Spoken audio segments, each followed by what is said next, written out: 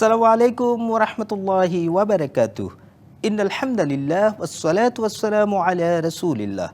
দূরে কাছে পৃথিবীর যে প্রান্ত থেকে দেখছেন আপনাদের প্রিয় চ্যানেল ডিবিসি নিউজ, সবাইকে আন্তরিক মোবারকবাদ জানিয়ে শুরু করছি প্রতি শুক্রবারের বিশেষ আয়োজন মার্কেন্টাইল ব্যাংকের ইসলামিক ব্যাংকিং তাকওয়া নিবেদিত ইসলাম ও তাকওয়া। ইসলামকে জীবন ঘনিষ্ঠভাবে জানার লক্ষ্যে আমাদের এই আয়োজন। ব্যক্তিগত, পারিবারিক, সামাজিক জীবনের বিভিন্ন ক্ষেত্রে ইসলামকে আমরা বাস্তবসম্মতভাবে জানতে চাই।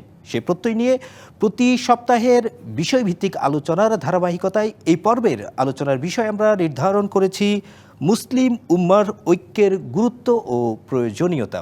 এ পর্বের মেহমান হিসেবে ডিবিসি নিউজের স্টুডিওতে উপস্থিত রয়েছেন মুহতারাম মুফতি মোহাম্মদ সৈয়দুল বাশার, খতিব মুজাহিদনগর আহসানিয়া কেন্দ্রীয় জামে মসজিদ। মুহতারাম মেহমানকে স্টুডিওতে স্বাগত জানাচ্ছি। আসসালামু আলাইকুম ওয়া রাহমাতুল্লাহ। ওয়ালাইকুম আসসালাম ওয়া রাহমাতুল্লাহি ওয়া বারাকাতুহু। জি, আমরা যেটি বলছিলাম মুসলিম উম্মার ঐক্যের গুরুত্ব ও প্রয়োজনীয়তা নিয়ে আমরা আজকে আলোচনা করতে চাই, আপনার মূল্যবান বক্তব্য শুনতে চাই। এই প্রেক্ষিতে প্রথমে আমরা যে বিষয়টি আপনার কাছে জানতে চাই সেটি হচ্ছে মুসলিম উম্মার ঐক্যের ব্যাপারে আল্লাহর নির্দেশনা কি? ইন্নাল হামদালিল্লাহ ওয়াসসালাতু ওয়াসসালামু আলা রাসূলিল্লাহ ওয়া বা'দ। আউযু বিল্লাহি মিনাশ শাইতানির রাজীম। বিসমিল্লাহির রহমানির রহিম। ওয়া'তাসিমু বিহাবলিল্লাহি জামিআন ওয়া লা তাফাররাকু। আলহামদুলিল্লাহ, আজকের ডিবিসি নিউজের আমাদের যে ইসলামিক অনুষ্ঠান মার্কেন্টাইল ব্যাংক কর্তৃক ইসলাম ও তাকওয়া শীর্ষক আলোচনার মুসলিম উম্মার ঐক্যের ব্যাপারে আমাদের কি গুরুত্ব এবং তাৎপর্য রয়েছে এই বিষয়ে আমরা আলোচনা করব ইনশাআল্লাহ। আল্লাহ সুবহানাহু ওয়া তাআলা তা পবিত্র কোরআনে সূরা আল ইমরানের 103 নম্বর আয়াতের মধ্যে বলেছেন, ওয়া'তাসিমু বিহাবলিল্লাহি জামিআন ওয়া লা তাফাররাকু। অর্থাৎ তোমরা আল্লাহর রজ্জুকে, আল্লাহর রশ্মিকে ঐক্যবদ্ধভাবে ধারণ করো, তোমরা বিচ্ছিন্ন হইও না, তোমরা মত পার্থক্য করো না। আমাদের উপর যেমনিভাবে আল্লাহ তাআলার বিধান নামাজ, রোজা, হজ, যাকাত যেমনিভাবে ফরজ অনেক গুরুত্ব দিয়ে আমরা করে থাকি, কিন্তু এই বিষয়টির মধ্যে আমরা গুরুত্ব একটু কমই দিয়ে থাকি। আল্লাহ তাআলা বলেছেন তোমরা আল্লাহর রজ্জুকে, আল্লাহর দ্বীনকে, কোরআনকে ঐক্যবদ্ধভাবে ধারণ করো। এই ঐক্যবদ্ধভাবে আমরা ধারণ করি না, বরং আল্লাহ যে পরের অংশে বলেছেন ওয়ালা তাফাররাকু, তোমরা বিচ্ছিন্ন হইও না। দেখা যায় আমরা বিচ্ছিন্নতার মধ্যে বেশি আমরা গুরুত্ব দেই। আমরা যে কোনো একটা ইসলামের বিধান পালন করতে গেলে আমাদের মাঝে অনেক মতভেদ, অনেক মতবিরোধ তৈরি হয়। তবে আমি বলবো ইসলামের মধ্যে যে মতবিরোধ রয়েছে, আমাদের মত পার্থক্য রয়েছে, এটা কোনো নিন্দনীয় নয়। আমাদের এই মত পার্থক্য করতে গিয়ে আমাদের হিংসা, বিদ্বেষ এগুলি হচ্ছে নিন্দনীয়। এই মতবিরোধ এটা রাসূলের জামানায় সাহাবায়ে কেরামের মধ্যেও আমলগত মতবিরোধ আমাদের মধ্যে আগে থেকেই ছিল, এটা এখনও থাকবে। কিন্তু আমাদের মতবিরোধ থাকা সত্ত্বেও আমরা যেহেতু এক, আমাদের আল্লাহ এক, আমাদের কোরআন এক, আমাদের বাইতুল্লাহ এক, আমাদের রসুল এক, এই দিক থেকে আমাদেরকে সবাইকে ঐক্যবদ্ধভাবে চলতে হবে। আমরা দেখা যায় নামাজে ঠিকই তো আমরা সবাই একসাথে আমরা নামাজের মধ্যে একই কাতারে দাঁড়িয়ে থাকি, একই ইমামের পিছনে নামাজ পড়ি, কিন্তু আমরা দেখা যায় যদিও আমরা কিছু শাখাগত আমাদের মতো পার্থক্য রয়েছে, কেউ নামাজের মধ্যে হাত উত্তোলন করে, কেউ হাত উত্তোলন করে না, কিন্তু আমাদের মূল যে নামাজের মধ্যে সবাই আমরা এক ইমামকে মেনে একই সাথে রুকু, একই সাথে সেজদা, একই সাথে আমরা সালাম ফিরাই। এই দিক থেকে কিন্তু আমরা নামাজের মধ্যেও আমরা ঐক্যবদ্ধ থাকি। আনুষ্ঠানিক কিছু হয়তো পার্থক্য থাকতে পারে নামাজের আনুষ্ঠানিকতায়, কিন্তু মূল বিশ্বাসের জায়গাটাই কিন্তু আমরা একই। আমাদের যে মূল বিশ্বাসের জায়গা সেখানে এক, সবাই আমরা একই কেবলার দিকে ফিরিয়ে নামাজ পড়ি, কেউ অন্য দিকে ফিরে নামাজ পড়ি না। আমরা এখন যদি আমাদের কেবলা পশ্চিম দিকে, আমরা পশ্চিম দিকে নামাজ পড়ি, কিন্তু যারা মদিনায় যখন থাকি আমরা মদিনা থেকে দক্ষিণ দিকে নামাজ পড়ি, কিন্তু কেবলার দিকে সবাই আমরা কেবলার দিকেই ফিরে নামাজ পড়ি। সেই হিসেবে আমাদের ঐক্যবদ্ধভাবে আমরা থাকি, কিন্তু আমাদের সবচেয়ে বড় সমস্যা সেটা হলো আমরা হিংসা বিদ্বেষ করে আমরা মত পার্থক্য করি। এই জিনিসটা ইসলামের মধ্যে নিন্দনীয়। মূল বিষয় হচ্ছে যে আমরা ইমানের ব্যাপারে মূল যে বিশ্বাসের জায়গাটাই এক থাকতে হবে, এটি হচ্ছে ইমানই। আমাদের ইমান তো এক, সকলের কালেমা এক, শুধু আনুষ্ঠানিকতার কারণে আমাদের ক্ষেত্রে হয়তো বিভেদগুলো দেখা যায়। খুব গুরুত্বপূর্ণ একটি বিষয় আপনি উল্লেখ করেছেন। সেক্ষেত্রে আমরা পরবর্তীতে যেটি আপনার কাছে জানতে চাই সেটি হচ্ছে কোরআন এবং হাদিসের আলোকে মুসলিম উম্মার এই ঐক্যের ভিত্তিটা আসলে তাহলে কি হওয়া ঐক্যের উচিত? ভিত্তি আসলে আমাদের তাওহীদ, আল্লাহ এক, এটি হচ্ছে আমাদের ঐক্যের মূল ভিত্তি হওয়া উচিত, তাওহীদ এবং কোরআন। এটা যে যেখানেই থাকি না কেন তাহলে আমাদের কোনো মত পার্থক্য হবে না।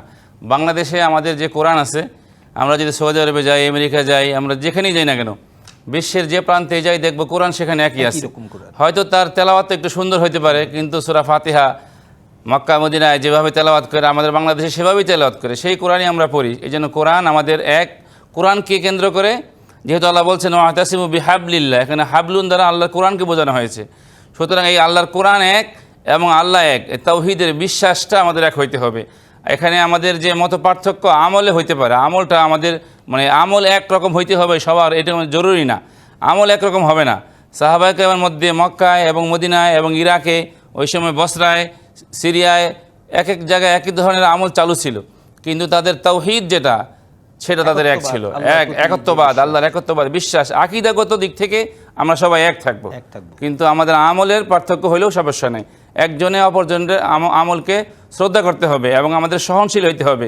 যদি দেখি আমরা সেই আমলটা হাদিসের মধ্যে আছে, হাদিসের মধ্যেই বিভিন্ন আমলের পার্থক্য দেখা যায়। রাসূল সাল্লাল্লাহু আলাইহি সাল্লাম এক সময় নামাজের মধ্যে রাফায়েদান করেছেন, আবার এক সময় রাফায়েদান তিনি করেন নাই।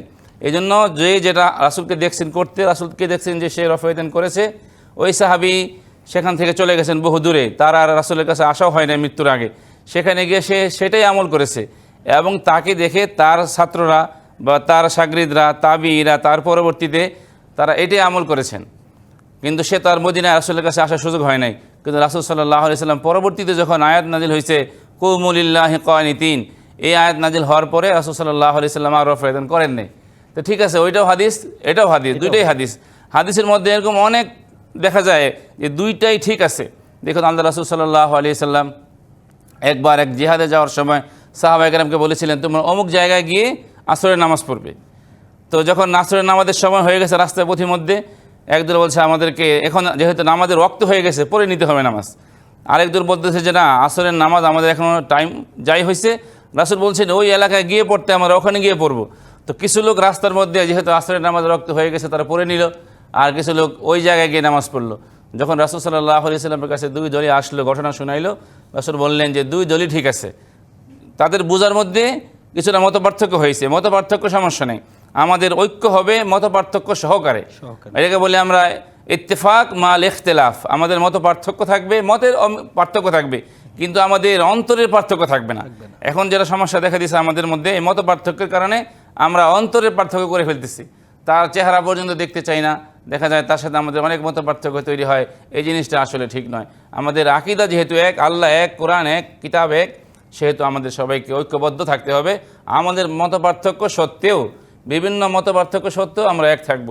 রাসূল সাল্লাল্লাহু আলাইহি সাল্লাম বলেছেন একটা হাদিসের মধ্যে যে বনে ইসরায়েলদের ৭২টা দল ছিল, কিন্তু সাতাফতারিকু উম্মতি আলা সালাসি ওয়া সাবঈনা ফিরকাতান, আমার উম্মতের মধ্যে ৭৩টা ফেরকা হবে, দল হবে, কিন্তু এই ৭৩টা ফেরকার মধ্যে একটা দল মানে নাজাত প্রাপ্ত হবে, তারা জান্নাতে যাবে, আর বাকি কুল্লুহুম ফিন্নার, বাকি সবাই জাহান্নামে যাবে। সাহাবায়ে কেরাম বললেন, ইয়া রাসূলুল্লাহ, ওই এক দল যেটা নাজাত পাবে, মুক্তি পাবে, সেটা কোনটা? রাসূল বললেন, মা আনা আলাইহি ওয়া আসহাবি, আমি যেই মতের উপর আছি এবং আমার সাহাবায়ে কেরাম যেই মতের উপর আছে সেটাই হচ্ছে মুক্তিপ্রাপ্ত দল, বাকি সবাই মানে তারা গুমরা হবে, পথভ্রষ্ট হবে।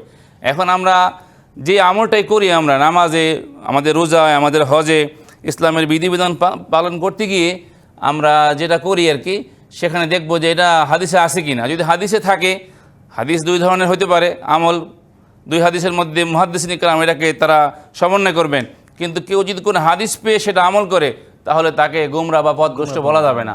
সে তাকেও বলতে হবে সে আমার ভাই।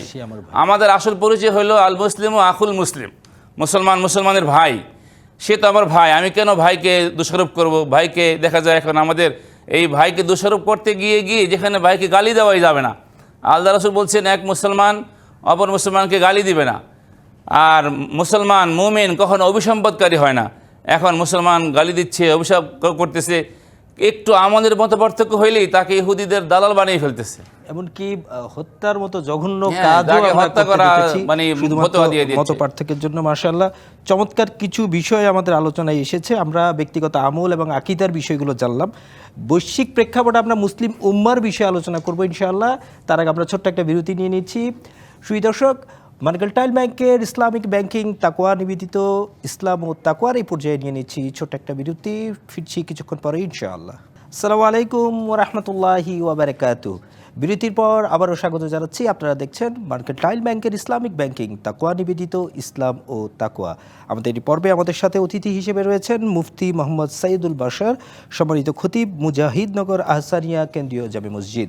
আমরা বিরতির পূর্বে আলোচনা করছিলাম মুসলিম উম্মার ঐক্য নিয়ে। এই পর্যায়ে মুহতারাম মেহমানের কাছে আমরা জানতে চাই যে সামাজিক ও বৈশ্বিক শান্তি ও সমৃদ্ধি নিশ্চিত করার জন্য মুসলিম উম্মার ঐক্যবদ্ধ থাকাটা আসলে কতটুকু গুরুত্বপূর্ণ? সামাজিক ও বৈশ্বিক শান্তি ও নিরাপত্তা বজায় রাখার জন্য মুসলিম বিশ্বের বা মুসলিম উম্মার ঐক্যবদ্ধ থাকার কোনো বিকল্প নাই। এর গুরুত্ব অপরিসীম।